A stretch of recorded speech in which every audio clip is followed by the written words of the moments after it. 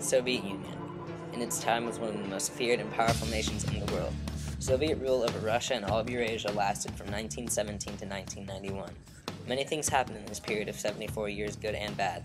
The official beginning of the Soviet Union was on November 7, 1917, after the end of the Russian Revolution of 1917.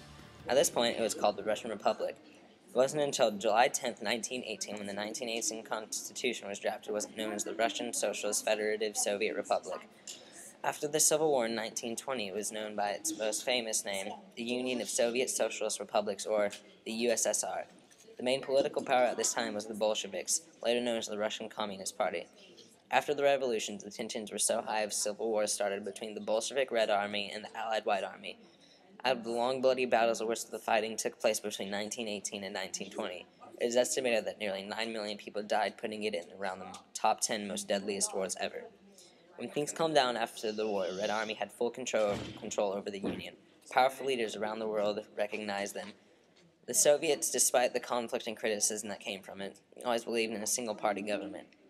In the 1920s, the main ruler was Vladimir Lenin, who died in 1924.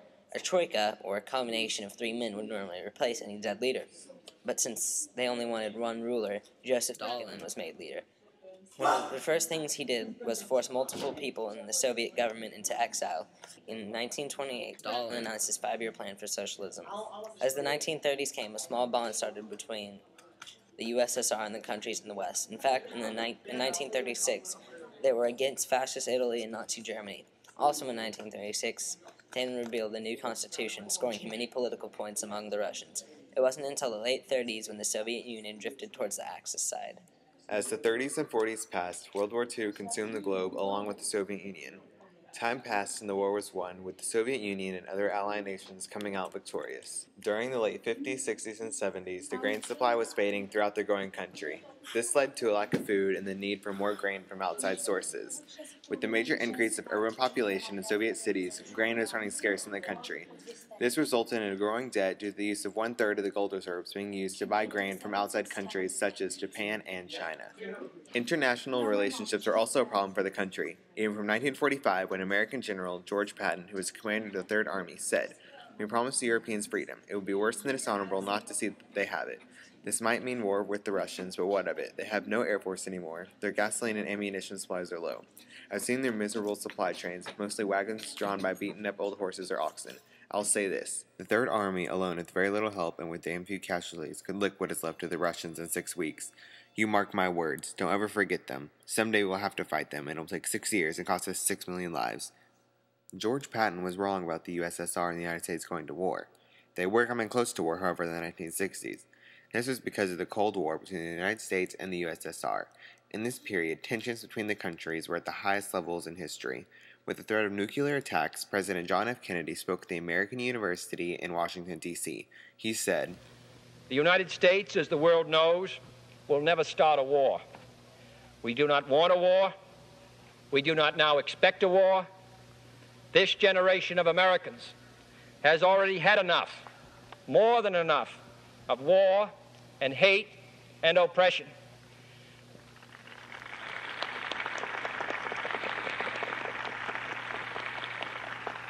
We shall be prepared if others wish it. We shall be alert to try to stop it. But we shall also do our part to build a world of peace where the weak are safe and the strong are just. We are not helpless before that task or hopeless of its success." As the 60s passed and the threat was diminishing, the two superpowers of the world were still in high tensions. This is seen as Leonid Brezhnev, who was the chairman of the president of the Supreme Soviet of the Soviet Union, said in 1979 that of late attempts have been made in the USA, at a high level and in a rather cynical form, to play the Chinese card against the USSR. This is a short-sighted and dangerous policy. The relationship with the United States was not a huge factor in the collapse of the nation. Their growing debt mainly led to the deterioration of the country. The exact date of the collapse can be traced to September 15, 1985. On this day, Sheikh Ahmed Zaki Yameni, who was the Minister of Oil of Saudi Arabia at the time, announced that the country would alter its oil policy. Within the next 6 months, the production of oil increased fourfold, which sent oil prices spiraling down. With the drastic drop in oil, the Soviet Union lost approximately $20 billion a year. This much money, lost along with the increasing population and loss of grain, resulted in needed action from the government. Government officials eventually had three options to save the country. Option 1 consisted of getting rid of the Eastern European Empire and to stop barter trade in gas and oil with the socialist bloc countries. It also included charging the current hard currency used in the country for the hydrocarbons, as well as convincing Soviet leaders to forget the results of World War II. Option 2 would have reduced Soviet imports by $20 billion. This was to balance out the loss from lost oil revenue. This would ultimately cause the country to enforce food rationing in the nation, similar to what was done during World War II. With this plan, Soviet officials realized this wouldn't work and the country wouldn't last for even 1 month, so the idea was never really discussed. The final option, Option 3, consisted of major cuts in the military-industrial complex. This, however, would possibly cause conflict with regional and industrial elites. Conflict could possibly develop due to the large number of Soviet cities that had high dependence on the military-industrial complex. Seeing all the possible complications, this idea was never really discussed. With all the options seeming unhelpful, the Soviet leadership decided to forget about the problem with hopes it would simply go away on its own. So instead of actual reform of the country, the Soviet Union started to borrow money internationally since the international credit rating was still strong.